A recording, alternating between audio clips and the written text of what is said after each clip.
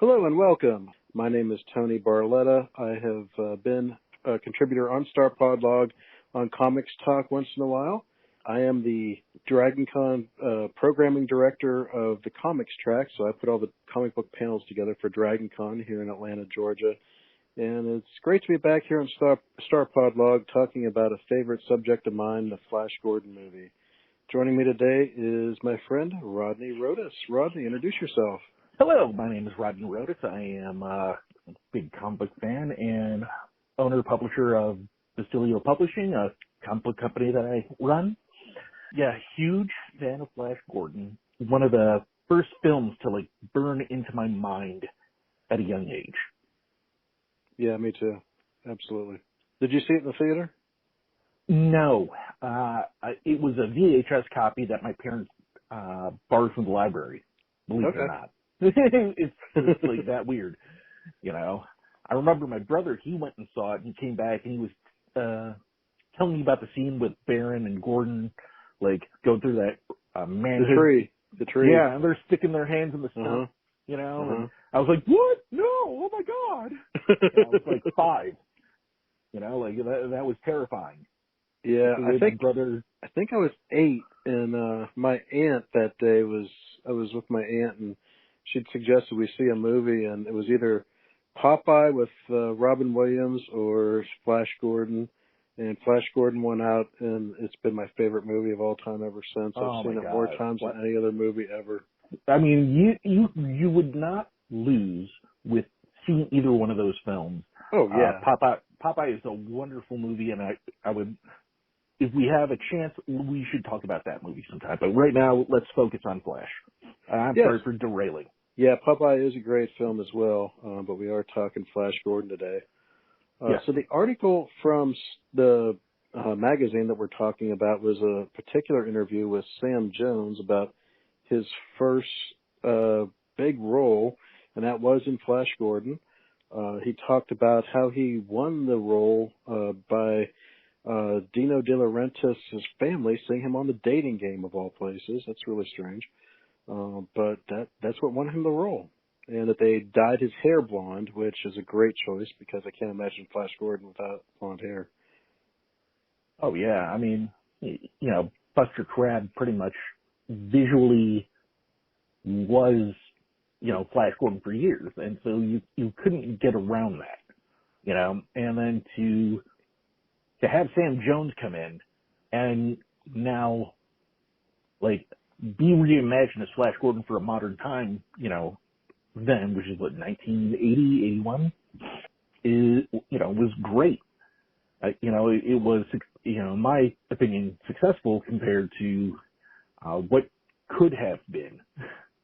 Yeah, he talked in the article too about meeting Buster Crabbe, and that he'd wished that they could have had Buster Crabbe as Flash's father, which would have been really cool. Yeah, that's. Did Crabbe die before or after the film? I'm trying to remember.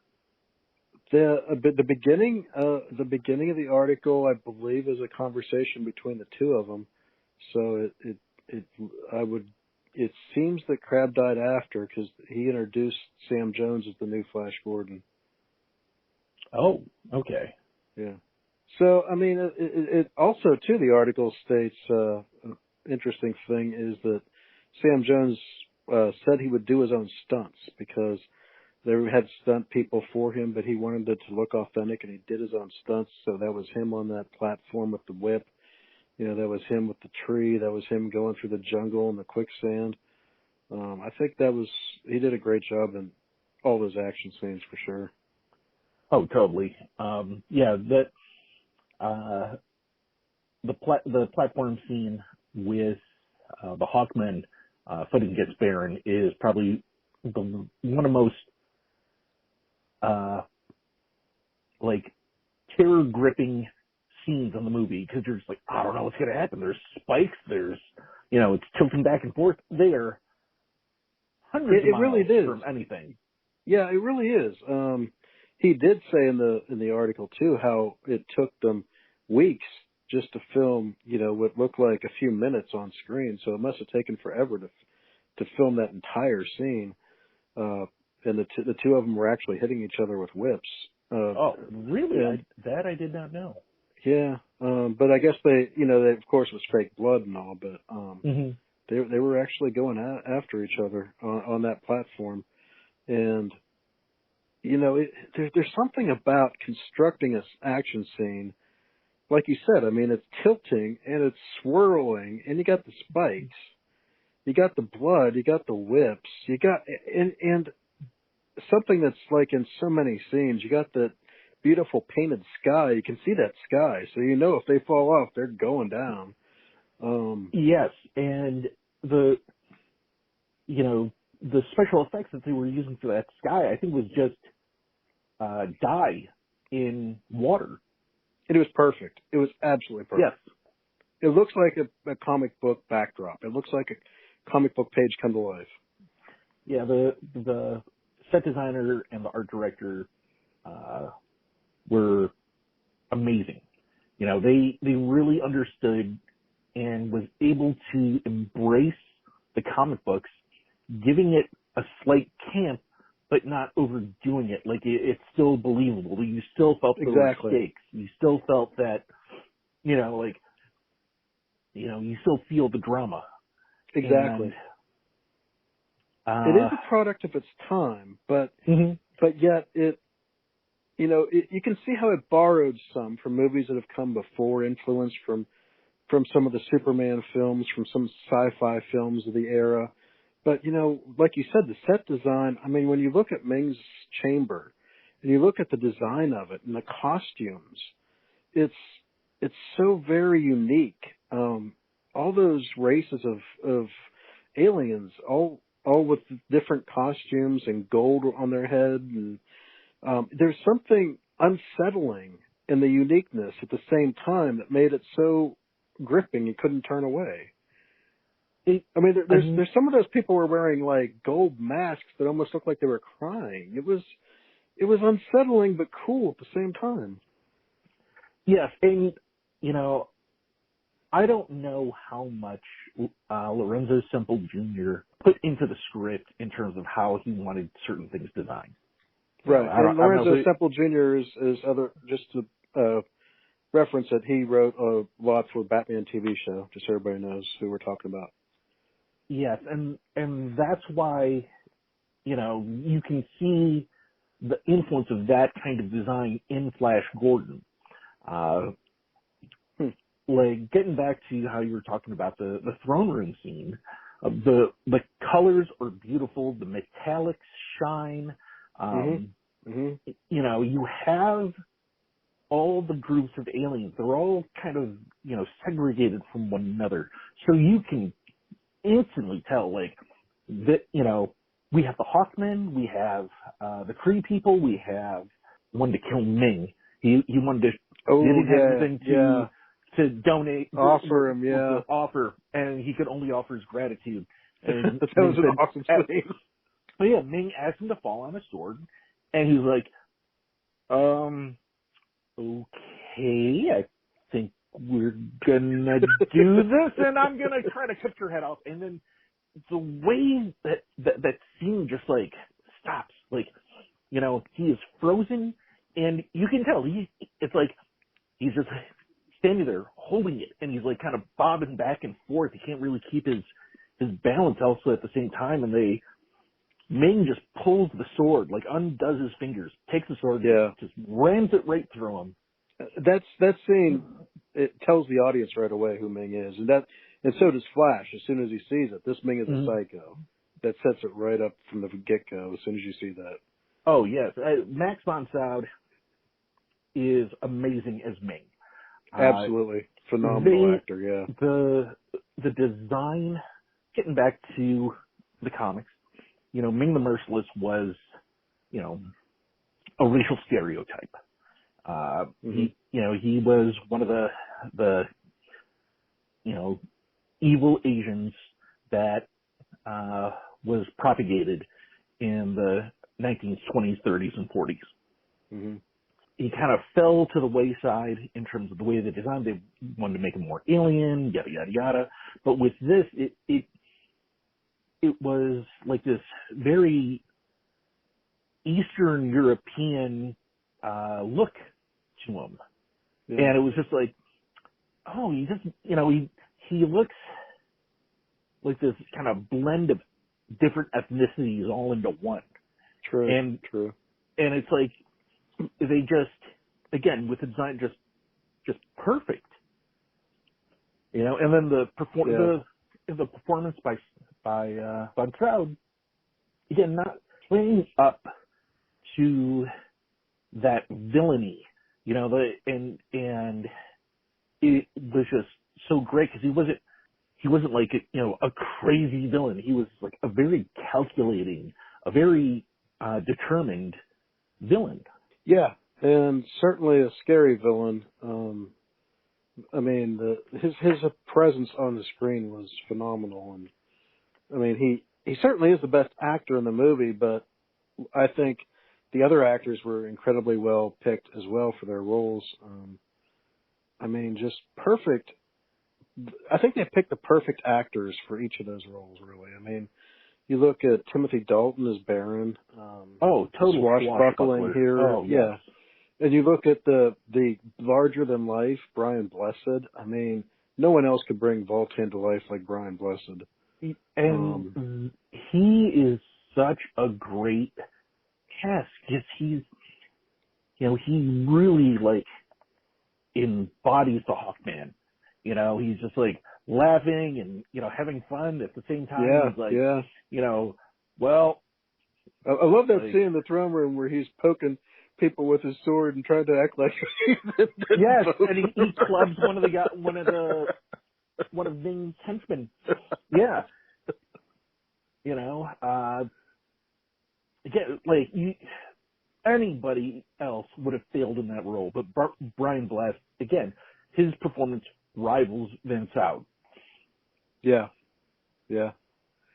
And Topol, I have no idea who Topol is or what he's done, but that guy was Hans Zarkov for sure. Yeah, and I don't know much about him either, because it's weird. The real big standout out of this, out of the actors, is Von Soud, Dalton, and Blessed. And all the other actors, and again, it's not slating them. It's they're larger than life. I mean, they're incredibly accomplished actors. Yeah, obviously. Yeah. Some of the other ones, there's like, oh, they were a really big actor in like Italy. They didn't really have like a mainstream U.S. presence, but they were like the daughter. Yes. Like Ming's daughter was a big actor actress Princess overseas. Aura. Yes. Yeah. Yeah. She was. Ornella Mutai. Yeah, she was great. Like just playing that conniving daughter, very flirty, very seductive. She knew how to play the part. Right. Her one of the opening, not opening, sorry, her introduction scene. All right. What she was wearing, this kind of very Deja Thoris-esque outfit. That's a good analogy. Yeah. She sure. it's a gold, so it's like very, the fabric is very thin and scantily, and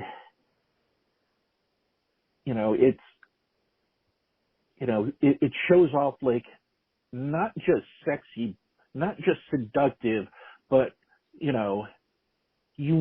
that she's up to something. Yeah. And that's the best way. She's conniving just like her father, but she's very she's not as overt and very, for lack of a better phrase, sensual about it. Right. And it's as I've watched it so many times, I've watched it more times than any movie ever. I mean, I now appreciate her acting even more in the scene where he orders her whipped for her crimes of smuggling out Flash. I didn't register when I first saw it the first few times, but now I've noticed how strong of a scene that is. Yes, when she is, The boar warnings. pretty, yes, and she's telling the interrogators, like, you know, I'm the princess, I can have you killed, where's my father? And then they just open up the door, there's Ming, and he's just like, Yeah. hey, sucks to be you. I will see you later because you defied me. Yeah. I'm not going to put up with that insolence, no matter my daughter or not. And that, again, that shows like the evil of Ming. He has no compassion and no loyalty. Attachment to anything. Yeah. If he's willing to sit there and just watch his daughter get whipped to death. Yeah. Yeah. And Von Sydow, like you said, I mean, he just conveys that perfectly. I mean, no one, just the look on his face. He doesn't even need words. You just see it, I know. And that's the thing. Like, obviously they used makeup for his eyebrows, to paint it. Right. But he was able to make that work with, his brow movements and stuff and really make himself very expressive. And that, that's those kind of small, subtle hints of little twitches and ticks and whatever, like really make his performance stand out even more, Yeah. I mean, so the article shows a lot of, Sam Jones, how he was picked for the part and how he contributed to the movie and his thoughts on, his first big role in Hollywood. So how do you think Sam Jones did as Flash? Okay, this is a weird question to answer because Sam Jones performed as Flash on screen. Right. But the voice of Sam Jones was dubbed over. That's true. Yeah, it is weird. I didn't realize it until so many years later, yeah. Yeah, same here. I always thought that was, Sam Jones's actual voice, and then I found out it was dubbed, and then I finally heard Sam Jones's real voice, and Flash's voice is very mid-range, slightly on the higher side, and Sam Jones is very, very hoarse and gravelly, and I think it was a better choice to have that dubbed. And because, probably, yeah. And that's the thing, if you go back and you look, it's like they redubbed all the actors. Like the actors came in and they did their own lines again, in the sound booth. Right. And that's why it all works. Because there's that audio consistency. If they just, used the regular voice, from the scenes and then dubbed in Flash, you'll be able to tell the difference, and when they, did all the, did the sound that way, with the voices, you go, oh, okay, yeah, it's just the way it is. It's like that, these small things in production that as a viewer, or a general audience member who isn't, a huge film buff or whatever, these are things that you wouldn't notice. Sure. I think physically Sam Jones looked the part perfectly. He's the heroic looking jock. He's the guy next door at the same time.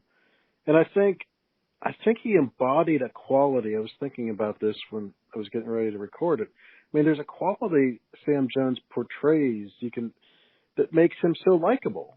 And that's the key to Flash, because he's a genuine human being. He's honest, and people like him. And when you see Sam Jones on the screen, you feel that. And that's how he makes friends with all these people that try to kill him, which is what Flash Gordon does. Yeah, and that's the thing. Like, Sam Jones as Flash has this earnestness about him. Every time he's put in the face of danger, he's just like, I'm going to get through this. you know, Right. from when they're on the plane and the pilots disappear to getting kidnapped by Zarkov. And sorry for a movie that's 42 years old, spoilers.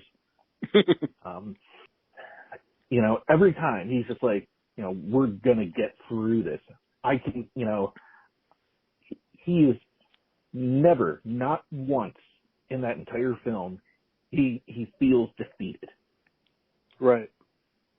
You know, like he's bitten off more than But he he also conveys a feeling of, you can trust this guy.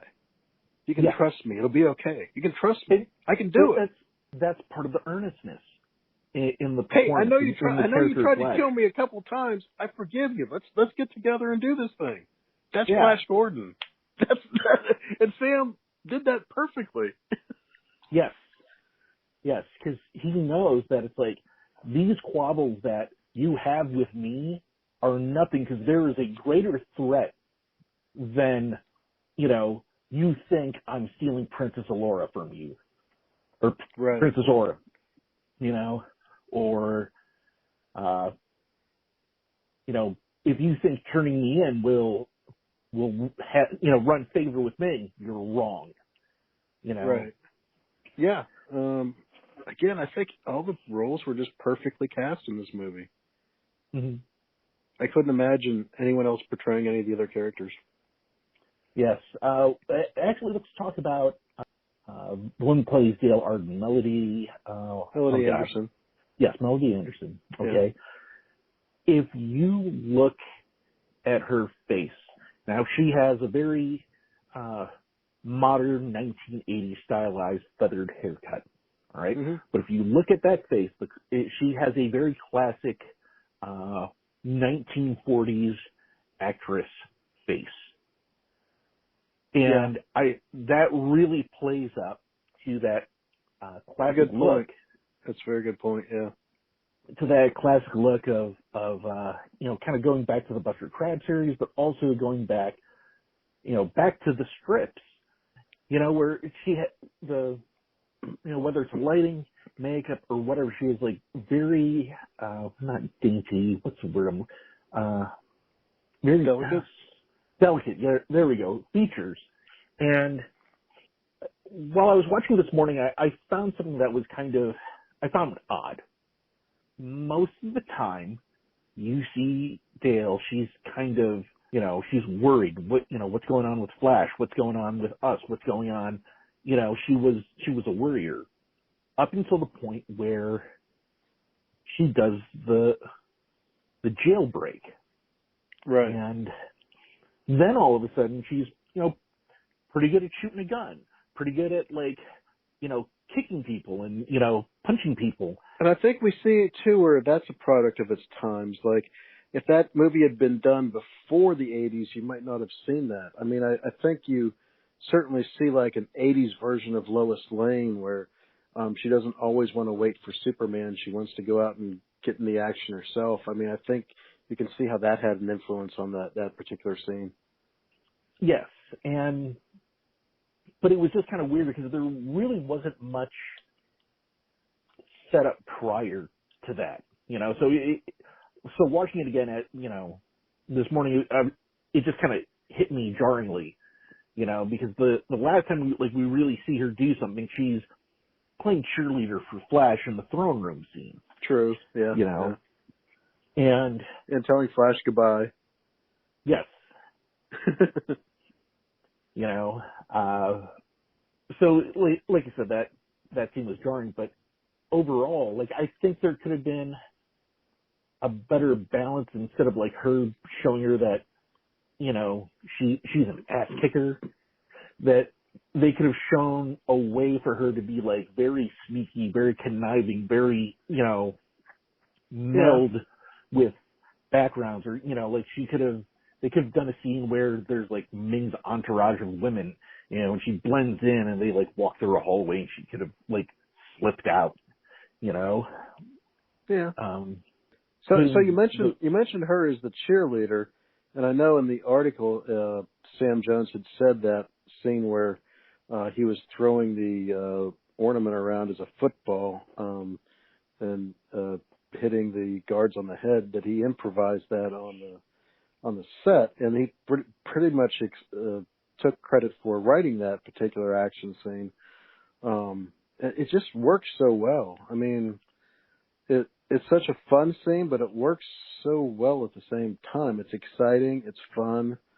I got to say something perfect here, and this is Flash Gordon gets knocked out a bunch of times during the film. That's true. He gets that mallet to the face. He gets gassed to death. He gets On top of that, he's also a football player. And right. the whole time I'm thinking about, like, am I going to hell? Because I'm thinking like, oh man, he's gonna get concussed and he's gonna be like really punchy when he gets older. Ooh. Maybe. That's where my morbid mind. I didn't think of that when I was watching it. I was just thinking it was a fun scene. But yeah. Oh yeah. It probably could take its toll on a person as they get older, of course. Oh yeah, getting hit in the forehead with a metal ball. I'm just like, oh, that just looks so painful. So he gets hit right in the forehead and he drops on the back of his head, and I'm just like, oh, did his brain just like get rattled back and forth in there? And again, this is it's a science fiction movie. Nobody gives a crap. Yet here I am thinking like, oh, is he just gonna have one giant blood clot surrounding his brain? Ooh. And you'd mentioned, or I think we touched a little bit maybe on how it, the transitions of the scenes there, with her escaping and such, and then of course him getting knocked out, and then him getting gassed. But each transition of each scene, I think when you look at the story that Lorenzo Semple put together, it really resembles what a Flash Gordon fan I feel wants, because it replicates that serial nature of Flash, that no matter if it's in the comic strip, if it's Buster Crabbe, if it's the cartoon I grew up with on Filmation, there's always that serialized nature of, one episode leads to the next, and it's always moving forward, new location, new threat. Yes. And I think the story did that magnificently. Yes, because you have those like mini stories, like the daily strips. It's like, okay, the first strip is meeting Sarkov, and going to Mongo, and then it's them splitting up, and then Flash being executed and transported by Princess Aura, then taken to Aboria. Yeah, Aboria. Then we have that scene through Aboria, and then the scene from Aboria, all of a sudden we're on the Hawkman planet. But you got him escaping Arboria. You got him in the quicksand. You got him and then you got the gun firing, and then the Hawkman guy shows up, and you're like, now what's going on? Kind of getting back to the earnestness and of Flash. Okay, there's a scene when he's on Aboria. He's in that cage that they lowered into the water. Yeah. And there's that Hawkman that's with him, and Flash is like saying, everything's going to be okay. Everything's going to be all right. And Hawkman just wants to give up and die. Yeah. And, not an excellent point. Did Flash say, you know what, go fuck yourself, and like push him under, like just die. You're useless. You just complain that you're going to die. So let's just put you out of your misery. No, he says, we are going to be safe. You will be rescued. Right. Yeah.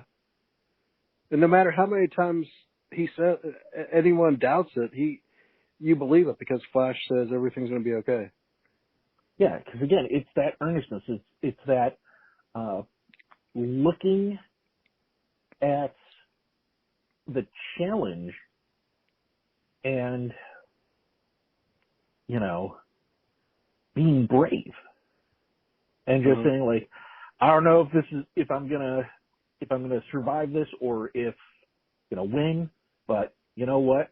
I will give all I can give every single challenge I meet. Not once does he ever like say, I don't want to do it. Oh, I don't give a shit about this guy. Like let Ming take over the planet.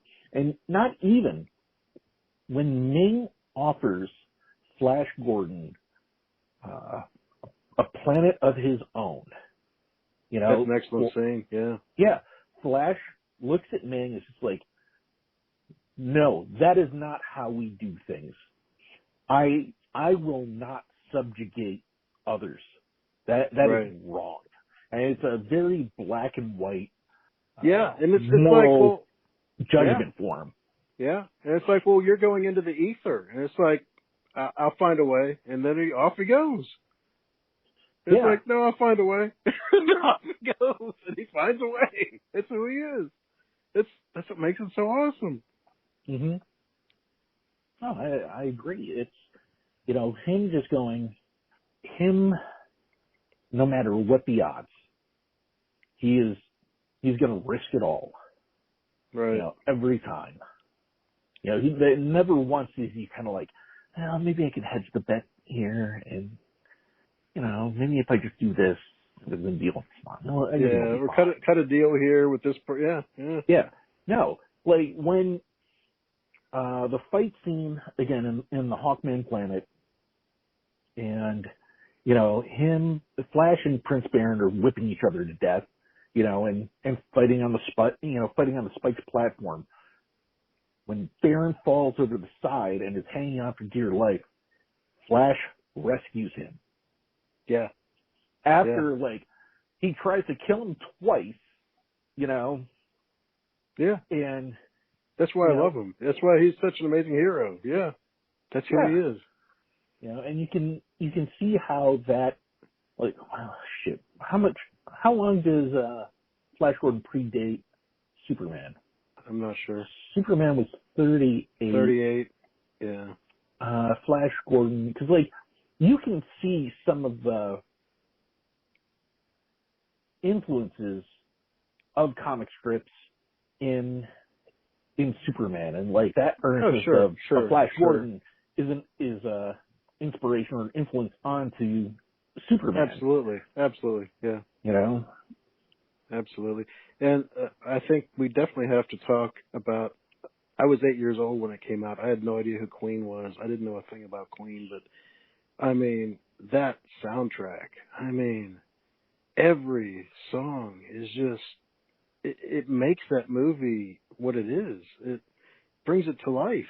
That's the thing. I wasn't a fan of Queen either. The Flash Gordon soundtrack was my introduction to Queen. Every time the Flash Gordon theme came on, it was like, oh yeah, the bass line is pumping and it's like, this heartbeat for Flash, and then all of a sudden it's like this big breakthrough, it's like declaring, here I am. Right. Right. That scene where you have the Zarkov just abducted them and they're floating into space, and you see the painted space background, and then you hear the synthesizer there, but then they hear that drum beat. That's amazing, oh yeah, you hear the wedding march with electric guitar. I know, and that's again amazing. Yes. It's like, yes. Oh, what was your first introduction to Queen? Was it Fat Bottom Girls? Bohemian Rhapsody? Yeah. Yeah, man, fucking Flash Gordon, and the Highlander. We'll talk about Highlander later at some other time. Another great song, yeah. Yes. And I don't know whose idea it was to get Queen, but to get them, in that late 70s, early 80s era, it's like, how much money did you throw at these guys? Like, right. Everything from that film just looks expensive. The special effects, the costuming. Sam touched on that in the article. It's very expensive. Yeah. Yeah. So, kind of getting back to special effects, and this is one of the things that I noticed more now than I did before. So all the special effects are done with miniatures for like the rockets and the castles and all the ships. Yeah. And it's very much influenced to me now by Japanese tokusatsu, where they use a lot of miniatures to do the special effects, but again, it's this heightened reality where, we have these kind of luxurious designs to the ships and the castles and the backdrops, and versus something like Star Wars where, when they're on Tatooine, it's like, oh, welcome to the inner city of a planet. Right. It's a very dirty place, and all the ships, are like cobbled together, and everything in Flash, it's like, it's grand, it's epic in scope, everything. It's like you would see the dashboard on the ship, and you're just like, good Lord! Like, even there's you see like the castle with the electric grid lit up, flashing. Yes, that's right, on Ming's castle. Yeah. What about the glove, man? When he goes to shake, his first instinct, he sees someone from another planet. He wants to shake hands, and the glove goes right to his neck, and it just flies right off right off his arm. Flies right off his arm, chokes him out. And again, kind of getting back to the whole concussed thing, because it not only is Flash being strangled to black out, like he hits his head on the way down. Yeah. I think this is going to be like a running oddity throughout that film for me. It's like, is he going to be okay when he's an old man? Is he just going to be punchy like Muhammad Ali or like OJ now? So going back to special effects, the opening sequence, we have Ming, with a voiceover saying like, oh, what's this planet? And they start messing with the atmosphere, and they're shooting down hot hail, and you look up in the sky. Hot hail, yeah. Yeah. You look up in the sky, and then you see that, it's getting dark, but they don't use like black, gray, brown. They use like, deep blues and purples and dark reds to show the sky. Yeah. Like, the clouds like getting darker. And again, it's very obvious that they filmed a water tank, and they were just dropping in colored dyes to show like that cloud movement, and it's so effective. Like if they just did a matte painting and had dark gray clouds come in, you'd just be like, right, okay, right. that's just, it's very boring. But to again, these were standard special effects for 1980. Because you again, going back to Tokusatsu, that's the same stuff that they did, and that goes back to the 50s and 60s. You look at Barbarella, which was 10 years prior. Barbarella was 71? Probably. And it's kind of Barbarella is kind of in that same camp of design. And was Dino De Laurentiis also designed Barbarella? I think maybe. I believe so. Yeah. I'll have to go back. But Yeah, I mean, that is a good point, though. I could see how Barbarella could certainly be an influence to their set design, certainly. Yeah. Because again, also like European comics on top of that, I'm again derailing and I don't want to do that. We'll talk again. We'll do Barbarella sometime. Okay. Yeah, I I mean, I mean, agree. I think the sky in every scene is almost like its own character. I mean, yes, it's that important to every scene.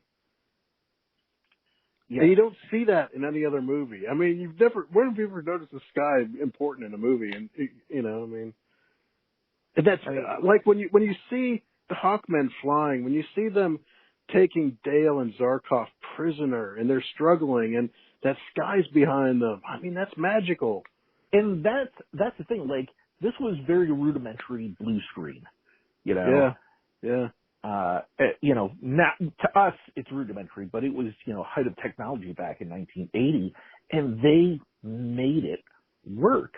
And that's the thing. Like, you have Superman that came out like the year or two prior to Flash, and Richard Donner made people see a man that could fly, and you embraced it, and you were just like, if I saw that on the street, I see somebody flying by, this is exactly how I see it.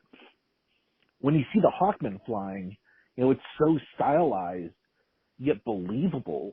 It's just like, they got these metal wings and they're just kind of floating in the air and they kind of waft. They're not even like flapping, they're just kind of wafting and they're floating through the sky.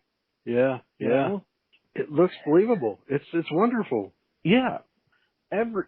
It's like they flew. It's like the Hawkman just flew off the comic page, and there they are. That's another thing. I'd like to talk about like the uses of miniatures in ships, like when Zarkov's ship crashes on Mongo. Yeah.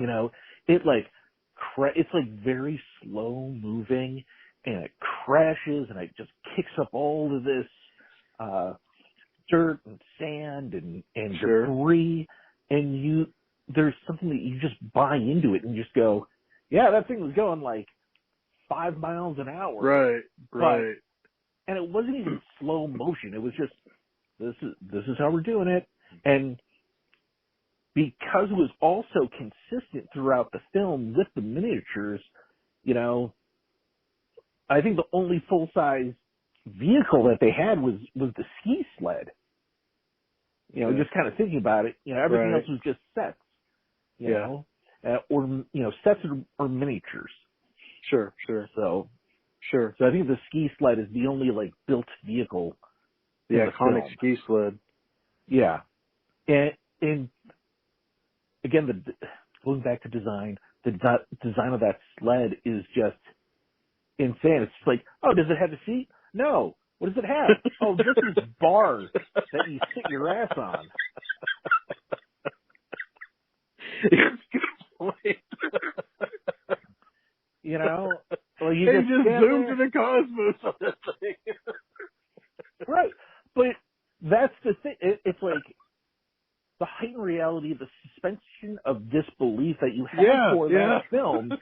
It all I never thought of that works. It all works. Absolutely. And again, going back to the end of the Lorenzo Semple Jr. and Batman and Camp, and I hate to derail, but it's Batman was camp. Right. Adam West played it straight.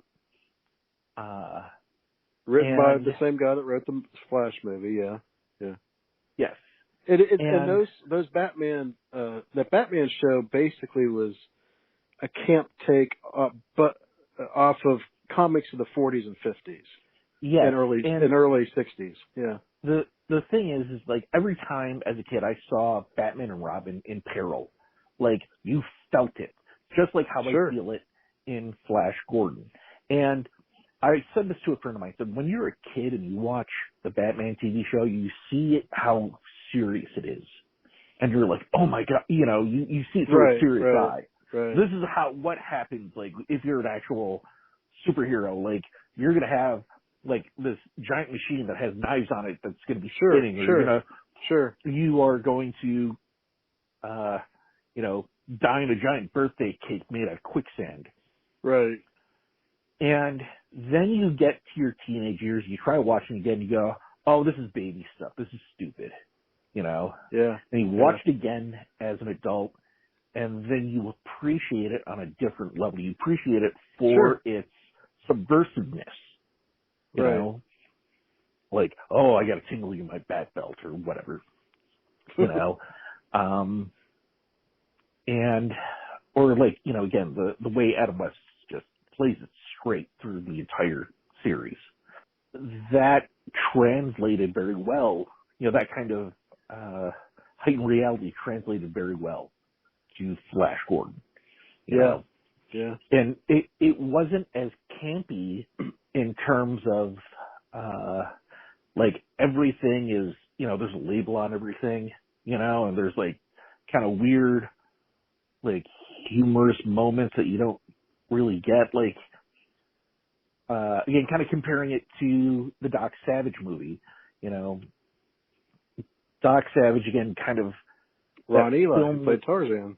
It was created out of that time where it was like the post-Batman TV series prior to Flash Gordon. So the popular culture, the popular culture opinion of comic books was just still camp, and so you would, you saw things in the Doc Savage movie that, made the camp and Batman look serious, like, the Doc Savage having a belt buckle that says Doc Savage, the same thing has the Batman, same Batman stuff and like labels on everything. And, when they were, some of the fight scenes, like, to show the different, martial arts that Doc Savage used, they used, like pop-ups,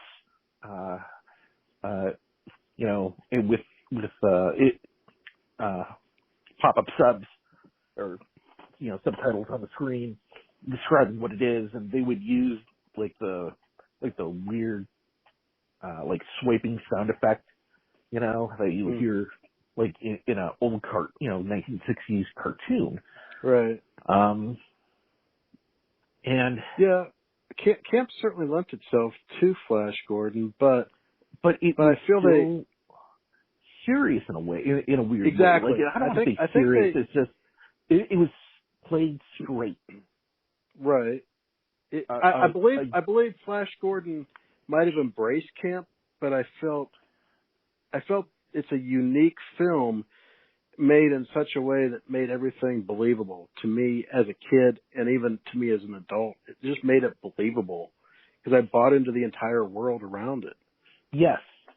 And that, again, that goes back to the designers and the art director saying, like, let's just make everything extravagant, luxurious, whatever. I mean, if you go back and you look at the strips, you see like Dale in some of those outfits on Mongo, and it's very very like Middle Eastern belly dancer kind of outfits and luxurious and I mean like a prince's palace somewhere. And then even Flash's outfits, it's like they're very like, again, like this weird Eastern European. Yeah, the pilot outfit. Yeah. And that's I love the tank top too. I mean, at some point he just decides to wear a tank top. Yes. You know what? Here's one thing. Like, again, it didn't dawn on me until I saw it this morning. So Flash is wearing a shirt that says Flash on it. That's true. And it has a lightning bolt on the back. And the thing is, it's like, talk about great self-promotion. Right. Like, it's like he's not going to forget who he is. all the band members wearing the band shirt as they perform. You know, Right. like Right. it's just that kind of I'm the quarterback hilarious. for the Jets, and I'm wearing a shirt with my name on it. Yeah, like it's like this weird it's like this shameless self promotion, but it's like this earnestness behind it. Yeah. It's just like, I'm Flash. See, and you're like, oh wow, this is that is true. I never once thought about that, but it is true. yeah. It's awesome. There was this joke that we would make in college. I went to art school, and you know, it was every time you pay for a band's T-shirt that has their name on it, you are a walking billboard. You paid to advertise for the band. Yeah. You know. Yeah. And so, like, when I see Flash wearing his own shirt, it's like, yeah, I embrace this. You look at me. I'm so awesome that I have a shirt with my own name on it. Yeah.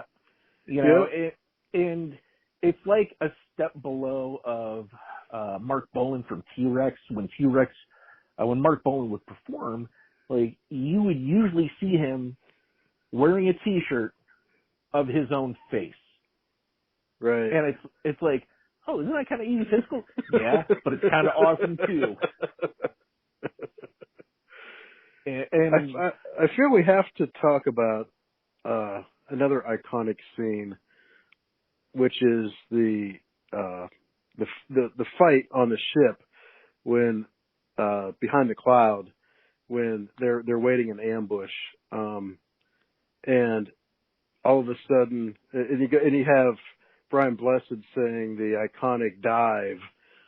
Yes. And you have, and then Queen is playing louder than ever. You have over the top loud rock music. You have this battle going on, and it's beautiful and perfect and phenomenal. And that's the thing. Like, you hit it on the head. It's like this. You know, it's battle. You should see that, you know, people are dying. People actually, you see Hawkman die. Yeah. You know? Yeah, they did. And it's supposed to be this gruesome thing, but yet but because of the surrounding of all the colors and the design, it's like, it has this, like, charismatic beauty in it, you know, because of the music, because of the, you know, you have the heightened stakes. You know, they're trying to blow up the ship, you know, and Volton's right-hand man, you know, has the detonator, but is wounded. And so Flash has to, you know, take it and blow it up. And again, the music, like, just intensifying the visuals. Like, and that's exactly. Like, and the iconic line too, because, again, showing how Flash knows everybody will be all right, and Flash has a way of bringing everyone around to his point of view. And finally, on that ship, you know, Brian Blessed says, "That must be one hell of a planet you come from." And he said, "It's not too bad." In that moment, you realize Voltan understands who Flash is and what he's about, and you know, he's willing to follow him anywhere. Yeah, I totally agree. You know, Flash is an exceptional human, right? Hands down. He is the embodiment of everything that a person, not just humanity, should be. Like, selfless, you know, kind, confident yet, what do you call it, humble. Right. And Jones, you know, he embodies that. He exudes that on the screen. Absolutely. You know? And that's something to say when you know, you have him holding his own on the screen against Timothy Dalton. Timothy Dalton is, you know, he's a great actor. You know, how he plays Baron is very Shakespearean in a way for me, you know. Right. Right. And he again, he also has this presence about him, but you know, he's Baron is a very cynical guy, you know, even with the aura, he's just kind of like, I know you're going to betray me. I know you're going to fuck around behind my back. You're going to do something, you know. Right. And he's very skeptical. He's very skeptical of Flash, you know, because he's thinking like, oh, this guy is eventually going to turn on me. I don't know how, don't know when, but, you know, so I got to take care of this shit because I know what I am doing is trying to keep my people safe. You know, he doesn't see Flash as a threat. Sure. When you look at the citizens of Mongo under the rule of Ming, the dictator has transformed each of those the people of each of those planets and moons into being scared, into being cynical, into being afraid. They're subjugated. And until Flash comes and enters their sphere of influence, he can change them and he can show them there's a better way. And that's what Barron says it on the platform. There's a better way than Ming's law because he finally realized it. Yes. So in closing, just wanted to mention that the last scene where it was totally improv, where Sam Jones jumps up and says, "Have a nice day," and that was a great touch too. Yes, you know, and that teaser at the end with a gloved hand picking up Ming's ring, you know, it's just like who is grabbing that ring? You know, it's a gloved hand, so you can't tell if it's male or female, you know, and it's sad that we never got a sequel. I agree. Well, on that note, I'd like to thank you so much for joining me today, Rodney, and thanks StarPodLog for having us. And I hope you guys enjoyed listening to why we feel Flash Gordon is one of our favorite movies of all time.